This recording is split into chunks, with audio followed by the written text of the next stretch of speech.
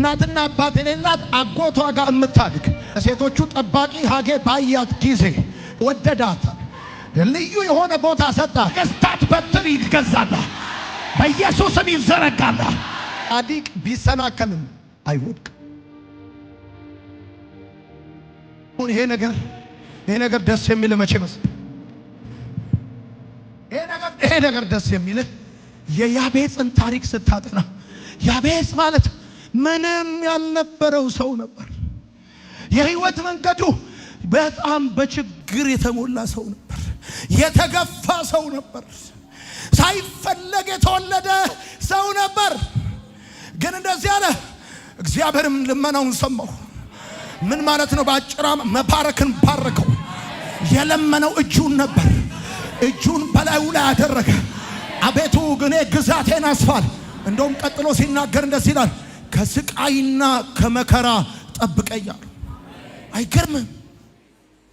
ከስቃይ እና ከጉዳት ጠብቀኛል።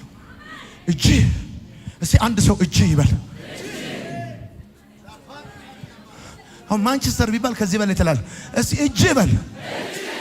ድጋምና እጅ ይበል። እስቲ ይኸውልህ እጁ በላይ የእግዚአብሔር እጅ በላይ የሆነች ሰው ኢንፍሉዌንሻል ሲመጣ ብቻውን ነው የሚሰማው። የ3000 ሰረገላ ኮቴ ነው። እግዚአብሔር ከሱ ጋር እጁ በላዩ ላይ ያደረገለት ሰው መሬቱን ስትሰምዳው ስትመታው ድምድምታው ይሰማል። ሄሎ ብራዘር፣ ተጽዕኖ አፍንጫ አይደለም። ተጽዕኖ ዲምፕል አይደለም። ተጽዕኖ ቁመት አይደለም። ተጽዕኖ የትምህርት ደረጃ አይደለም። ተጽዕኖ የእግዚአብሔር እጅ ውጤት። ለዚህ ነው ከ100 አገር በላይ ንጉሥ ሚስት ሊያገባ ማስታወቂያ ሲያወጣ ከህንድ እስከ ኢትዮጵያ ቆንጆ ተመዘገበ። የልማታዊ ባለሀብት ልጅ፣ የባለስልጣን ልጅ ጠዋትና ማታ በጣም አገር የሚንከባከባቸው ሴቶች መጥተው ተመዝግበዋል። መጽሐፍ ሲናገር በእንግድነት አገር በግዞት እናትና አባት የሌላት አጎቷ ጋር እምታድግ አጎቷ ጠዋት ከወጣ የራሱ ስራ የሌለው ሰው በረንዳ ላይ የሚቀመጥ አማርጣ የማትለብስ የማትቀባ አስቴር የምትባል ሴት ስትመጣ የሴቶቹ ጠባቂ ሀጌ ባያት ጊዜ በፊቱ ሞገስ ወደዳታል። ልዩ የሆነ ቦታ ሰጣታል። አሁን የእግዚአብሔር እጅ የእግዚአብሔር ሞገስ ባንተ ላይ ሲሆን እውነቴን ነው የምነግርህ፣ ሳትቀባ ትሸታለህ፣ ሳትለብስ ታምራለህ፣ ሰዎች ይገዙልሃል፣ በትራቸው የነገሥታት ይዘረጋል። አንተ ጩሁና አሚን በል።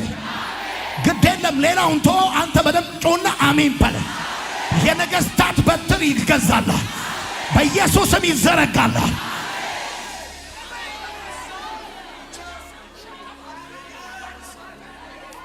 የእግዚአብሔር እጅ ተጽዕኖ ፈጣሪ ታረጋለች። አቤቱ መባረክን ባርከኝ፣ አገሬንም አስፋ። አሁን ለምሳሌ እዚህ ቤት እየሰማኝ ያለ ሰው ካለ እየሰማሽ ነው? እማዬ እየሰማኝ ነው? ዛሬ እሁድ ወደዚህ ስትመጣ ምን ቃል እንደምትከፈል አታውቅም። ጌታ ግን አዘጋጅቶልህ ነበር። ኦኬ፣ ከዚህ ሁሉ ቃል ውስጥ ይሄን ካንተ ከላከል አትጠራጠር። ከሚቀጥለው ቀን ጀምሮ እጁ ባንተ ኦፕሬት ያደርጋል። በጌታ የጸና እጅ ካንተ ጋር ይሆናል። በጌታ በኢየሱስም ይሆናል።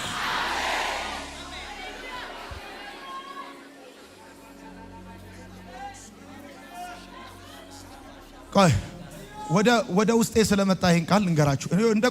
እንደቆማችሁ ልንገራችሁ። ዮሐንስ ወንጌል 10 ከ27 እስከ 29 ይመስለኛል። ቆይ አታምቡት፣ ይሁኝ። እኔ ምን የሚለው በጎቼ ድምፄን አይደል ይከተሉኝም፣ ያውቃሉ ይከተሉኝም አይደል የሚለው። ከዛ እንደዚህ ይላል፣ ከእጄ ይላል ማንም አያወጣቸውም።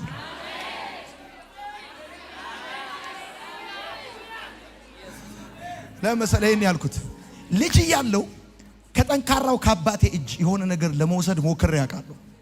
ጣቶቹን ፍልቅቅ አድርጌ ለመውሰድ ሞክሬ ያውቃለሁ። እና ያጠንካራው የአባቴ እጅ ልጅ እያለሁ እንደዛ የሚፈለቀቅ አይደለም። አትሞክረው። እግዚአብሔር ጌታ እንደዚህ ያለ በጎቼ ይሰሙኛል፣ ከእጄ ያለ ፈልቅቆ ሊወስድ ይሞክራል እንጂ መቼም እግዚአብሔር አሳልፎ አይሰጥም። አሁን ወደ ውስጤ ስለመጣ መቼም ሴ አሜን። አራተኛ ደስ ያለው ሰው ካለ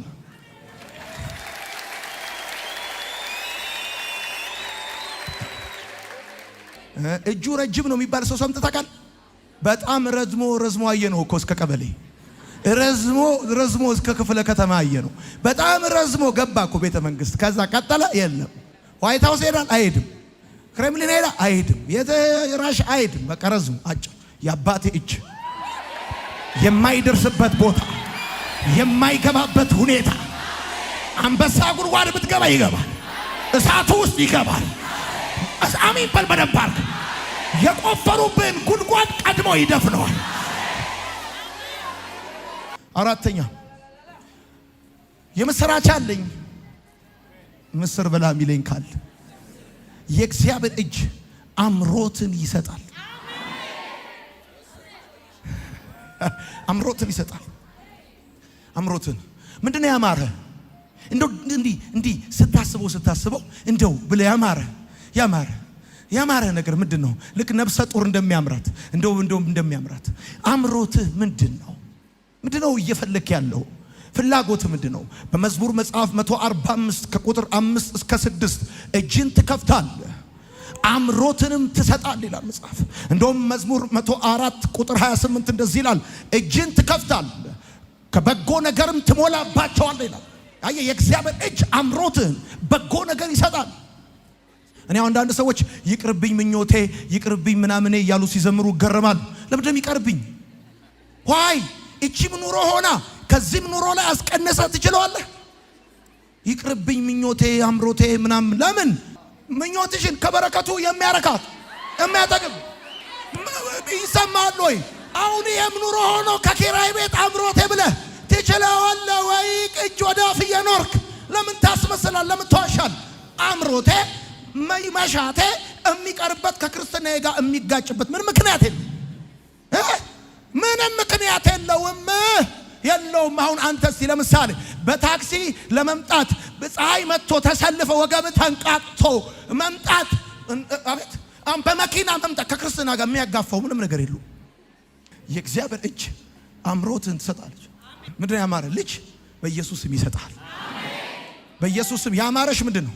እንዲህ ራስሽን ስታዩ እንደው ነጭ ቬሎ በቃ እግዚአብሔር ይሰጥሻል። አላማረም? ሰፋ ያለ ቤት ውስጥ መኖር አላማረም? እጥረት የክርስትና መገለጫ ነው ያለማን እንደው ተወጥረ በጌታ በኢየሱስ ስም። ስንቶቻችሁ እዚህ ለመምጣት ሞት ተሻግራችኋል? ሰለሞን ሲናገር እንደዚህ አለ፣ መብልና መጠጥ አለ ከእግዚአብሔር እጅ እንደሆነ አየዋል። አይገርምም? ከእግዚአብሔር እጅ እንደሆነ አየዋል። ይቅርብ የሚሉ ሰባኪዎችና ዘማሪዎች እነሱ የሚያደርጉትን ይው እነሱ የሚያደርጉትን ይው ጥፍጥ ያለ ኑሮ ነው የሚኖሩት። ይገርማል። ቆንጆዬ ጫማ ቆንጆዬ ኑሮ። ልጆቻቸው አሜሪካ ነው የሚማሩት። አሁን በየሚዲያው እየወጡ የሚደነፉ ሰዎች ቼክ አድርጋቸው። ይቅርብ የሚሉ ሰዎች ተቀረብን አንድ ላይ ይቅርብን። አምስተኛ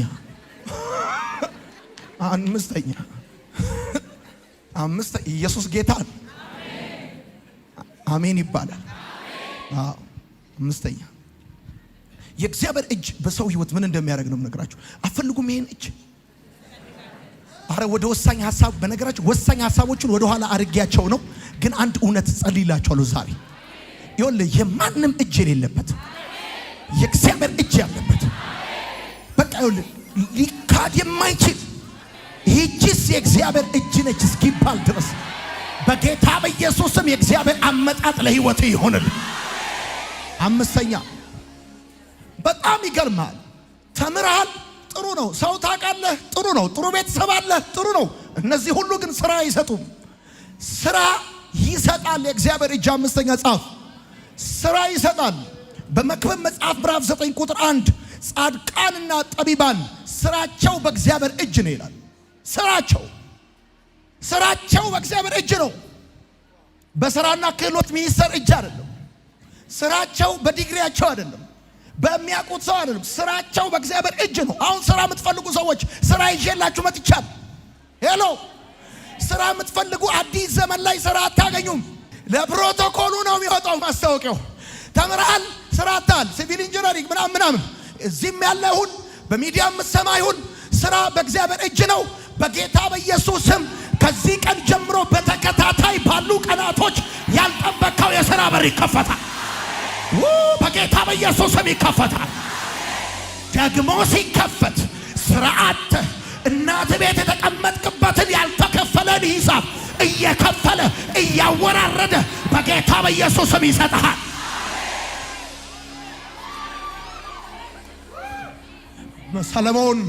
ሰለሞን የጥበቃውን ወንበር በወርቅ የለበጠ ሰለሞን በጥበቡ የታወቀ ሰው እንደዚህ ያለ የጠቢባንና የጻድቃን ስራ አለ በእግዚአብሔር እጅ ነው።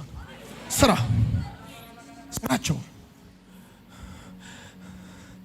ሄሎ መጽሐፍ ሲናገር በአብርሃም ዘመን ተቆፍሮ የነበሩ የውሃ ጉድጓዶችን መልሶ ቆፈራቸው። ይስሐቅ ወጣለት፣ ቆፈረ፣ ደፈኑበት፣ ወጣለት፣ ደፈኑበት። መጽሐፍ ሲናገር ድንጋያማውን መሬት ቆፈረ፣ ውሃ ወጣለታል። ውሃው ያለው መሬት ውስጥ ሳይሆን በአብርሃምና በእግዚአብሔር መካከል ባለው ኮቨነንት ውስጥ እንደሆነ ስራክ ያለው ዲግሪ ውስጥ ሳይሆን በአንተና በእግዚአብሔር መካከል ባለው ኪዳን ውስጥ ስለሆነ በጌታ በኢየሱስ ስም ጸልያለሁ። ከዚህ ቀን ጀምሮ የኢትዮጵያ ምድር የከለከለች ማንኛውንም ነገር በጌታ በኢየሱስ ስም ገጠር ከተማው ላንተ ኃይሉን መስጠት ይጀምራል። ጸለይኩል። ይሄንን መልእክት ቤት ምሰማ፣ በዩቲዩብ ምሰማ፣ በፌስቡክ ምሰማ፣ በልዩ ልዩ መንገድ ምሰማ በጌታ በኢየሱስ ክርስቶስም ካንተ አልፎ ሌሎችን የምትቀጥርበት ለሌላው ስራ የምትሆንበት ከተቀጣሪነት ወደ ባለቤትነት ከችግር ከእጥረት ወጥተ ወደ ተትረፈረፈ ህይወት የምትገባበትን የሥራ በር ይከፍትልሃል። አሜን በሉ። አሜን። የሥራ በር አሜን ነው። ስራ በማን እጅ ነው? ስራ በማን እጅ ነው? በማን እጅ ነው? እንደውም ስራ የራስ ስራ ካለ ጸለይኩልህ፣ ብዛ፣ ግዛ። አንድ የተተከለ ነገር ቅርንጫፍ እንደሚያወጣ ልክ እንደዚህ የራስ ነገር ካለ በጌታ በኢየሱስ ስም እዛኛው ክፍለ ከተማ እዛኛው ብራንች ያደረገ በጌታ በኢየሱስ ስም እየበዛ ይሄድልህ።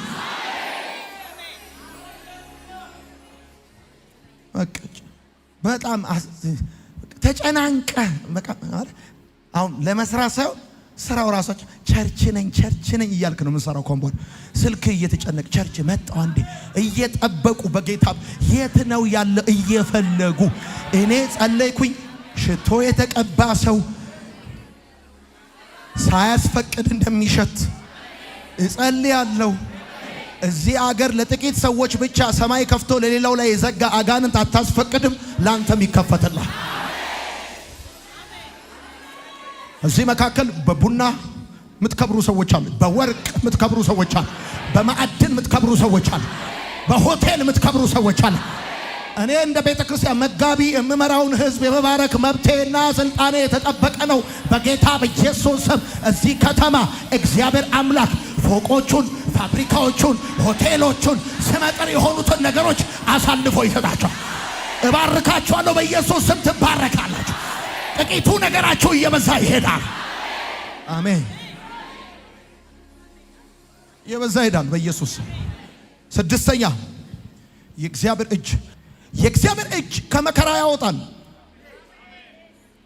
የእግዚአብሔር ቃል ሲናገር እንደዚህ ይላል፣ እስራኤልን ከመካከላቸው በብርቱና በጸናች ክንድ አወጣ ከመካከላቸው ለ400 ምናምን ዓመት ከገዛቸው፣ ጭቃ ካስረገጣቸው፣ ጡብ ካስጠፈጠፋቸው፣ ሲፈልግ ከሚገላቸው ከመካከላቸው አለ። እንደውም ይሄን በዘጸአት መጽሐፍ ምዕራፍ 8 ቁጥር 19 አካባቢ እንደዚህ ይላል። ተመልከት፣ እኔ ስማኝ። እንደዚህ ይላል፣ የግብፅ አስማተኞች ፈርዖንን ይቺ የእግዚአብሔር ጣት ናት አሉት ይላል። አስማተኞቹ ናቸው ያሉት። መጀመሪያ አካባቢ አጋጣሚ መስሏቸው ነበር። ክስተት መስሏቸው ነበረ። እነሱም ዱላቸውን አንስተው ነበረ።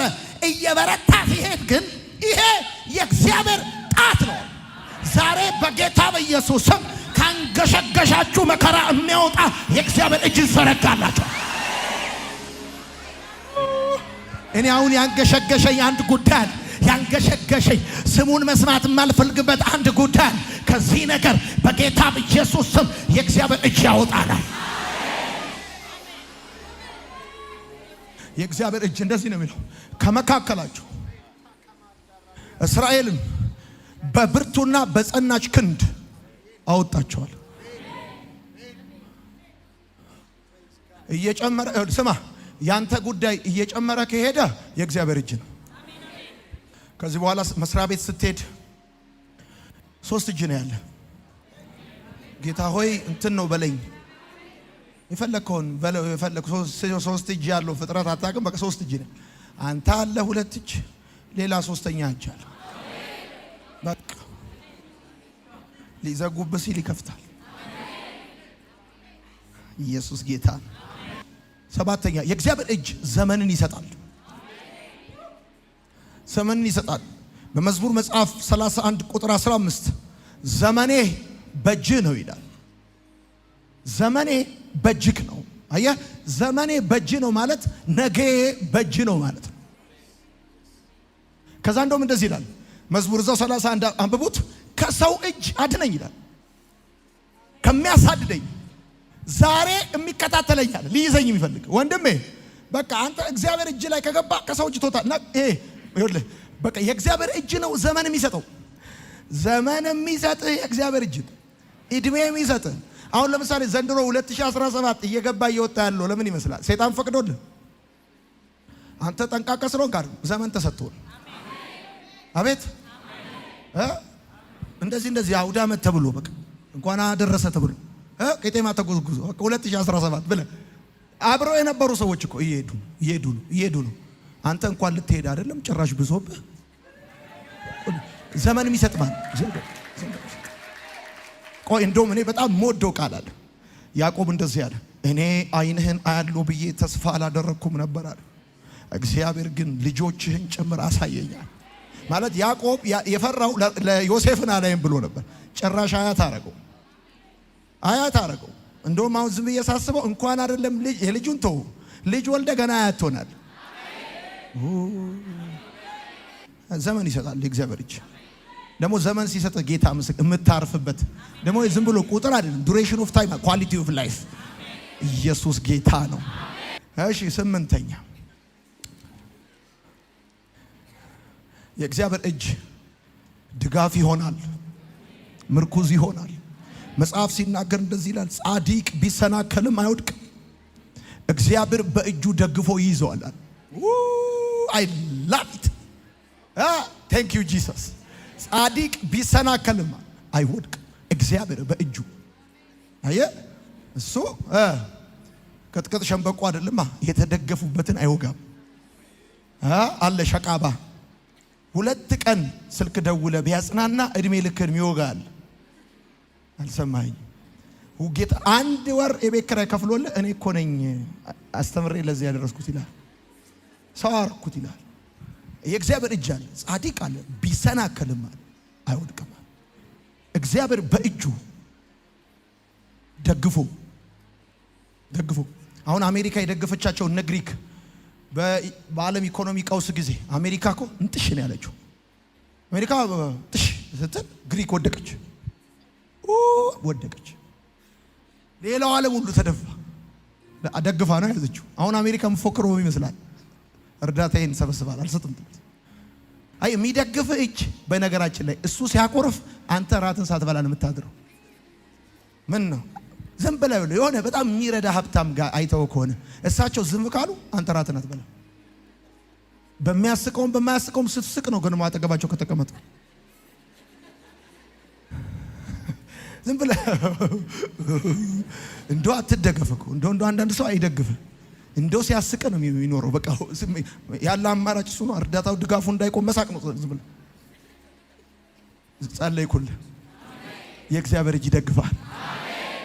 ሴ አሜን። አትወድቅም። እንደዚህ ልመርቅህ። ዳዊት እንደዚህ ያለ እንኳን የሚሉኝ ይፈሩ አለ። ካሁን ከመቼ ወደቀ ቢሉት እኮ ነው ይፈሩዋል። እየጠበቁ እንደዚህ ብለው ይቀራሉ አለ። እንደዚህ ባርካለሁ እንዲህ ብለው ሲል የሚጠብቁላ ይሁን ውርደትን ሳይሆን ክብርን ያያል። ዘጠነኛ የእግዚአብሔር እጅ ከተፎካካሪ በላይ ያደርጋል። አለ ኮምፒቲሽን አለ፣ ውድድር አለ። እንዳይመስል ብራዘር አለ። መጽሐፍ ሲናገር እንደዚህ ይላል፣ የእግዚአብሔር እጅ በኤልያስ ላይ መጣች ይላል። ከንጉሱ ፈረስ ፈጥኖ ሮጠ። አሁን ኤልያስን ከአካብ ሰረገላ ፈጥኖ እንዲሮጥ ያደረገው የመጣበት እጅ ነው። ከተፎካካሪ በላይ የሚያደርግ የሚያፈጥን እጅ። አሁን የእግዚአብሔር እጅ ኮምፒት ከሚያደርጉ በላይ ያደርጋል። አሁን አስበው። እኔ እንደው መጽሐፌን እኮ ስለ ኤልያስ ፈረስ ነው የቀደመው።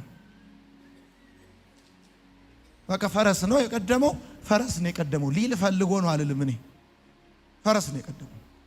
እንደዚህ ነው የሚለው። አንብቡት። አንደኛ ነገሥት መጽሐፍ ምዕራፍ 18 ቁጥር 46 እንደዚህ ይላል፣ የእግዚአብሔር እጅ በኤልያስ ላይ መጣች እና ስማ፣ ይሄ እጅ እየመጣ ቸርች ላይ እየጣለ ብቻ ቢሄድ መሰለ እንዴ? እና ከተፎካካሪ በላይ ያደርጋል። አሜን በል። እሱ አለቃ ፊት አለቃ ጋር ነጥብ ሊያስቆጥር ሽቅ ብሪንቅ ብሎ ክሪስመስ ትሪ መስሎ እያለ ሲሄድ አንተ እናቴ ምንም ሳትሆን ዝም ብለህ ሄደ ሄሎ ለራሱ ፕሮፖዝ ያደረገውን ቦታና ሹመት መድኃኒዓለም ያመጣል ለአንተ። ወይኔ እኔ አንተም በሆን አሜን። መጽሐፍ እንደዚህ የእግዚአብሔር እጅ አለ መጣች። ከፈረስ በላይ አስበው እንግዲህ ሰው ከፈረስ ቀድሞ ሲሮጥ ጌታ ሆይ ኃይሌ ራሱ እንዲያሮጥ ኤልያስን ዝም ብዬ እንዲያው ሲሄድ ከማገኛቸው አንዱ ሰው ከምጠይቀው አንዱ እሱ እንዲህ ነው ግን እኔ ሮጥከው ብዬ። አስረኛ መንገድን ይከፍታል። የእግዚአብሔር እጅ መንገድ ይከፍታል። በነህምያ መጽሐፍ ምዕራፍ 2 ቁጥር 8 እንደዚህ ይላል፣ መልካሚቱ እጅ በኔ ላይ ነበረችና ንጉሥ ፈቀደልኝ ይላል ነህምያ። ምንድነው ነህምያ ንጉሥ የፈቀደልህ ብላችሁ ስጠይቁት ሁለት ጥያቄ ጠይቄ ነበር። በመልካም እንዲያሳልፉኝ አንደኛ፣ ሁለተኛ ዛፍ እንዲሰጡኝ እንጨት እንዲሰጡኝ፣ በመልካም እንዲያሳልፉኝ ንጉሥ ደብዳቤ እንዲጽፍልኝ አለ። በመልካም እንዲያሳልፉኝ ነህምያ እንደዚያ መልካሚቱ የአምላኬ እጅ በእኔ ላይ ስለነበረቻል ንጉሥ ፈቀደልኛል። እንዳታቆሙት ይሂድ፣ ወዳየው ነገር ይድረስ፣ እግዚአብሔር ያለውን ይስራ። ዛሬ ባርካለሁ፣ ንጉሥ ፈቅዶልሃል፣ ፈጥነ መሄድ ይሆንልሃል። አዘግይ ነገሮች ከመንገድ ላይ ይነሳሉ። ንጉሥ ፈቅዶልኛል። አጠገባችሁ ያለውን ሰው እንዲበሉት፣ ከዛሬ ጀምሮ ንጉሥ ፈቅዶልሃል በሉት። ይሂድ ብሎሃል በሉት። አይቁም ተብለሃል በሉት። አሁን ሰማይ ነህምያ ለምንድን ነው ጉዞ የጀመረው? ቅጥሩን ሊሰራ፣ የእግዚአብሔርን ሕዝብ ክብር ሊያስመልስ ቅጥሩን ሊሰራ ነው። በጌታ በኢየሱስም እግዚአብሔር በዘመናችሁ ሊሰራ ያለውን ነገር ትሰሩ ዘንድ በኢየሱስም ከመንገዳችሁ ላይ እንቅፋት ተነስቷል። በኢየሱስም የእግዚአብሔር እጅ መንገዳችሁን ይከፍተዋል፣ ጎዳናችሁን ያቀናዋል፣ መንገዳችሁን ያቀናዋል።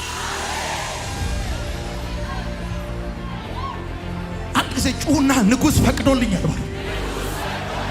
ድገሙና ንጉሥ ፈቅዶልኛል በሉ። እኔ ስናገር እናንተ ንጉሥ ፈቅዶልኛል ትላላችሁ። እንድሰራ፣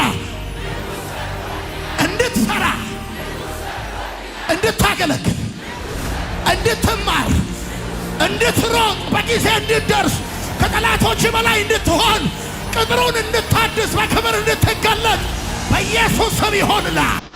በኢየሱስ ስም ይሆንልሃል።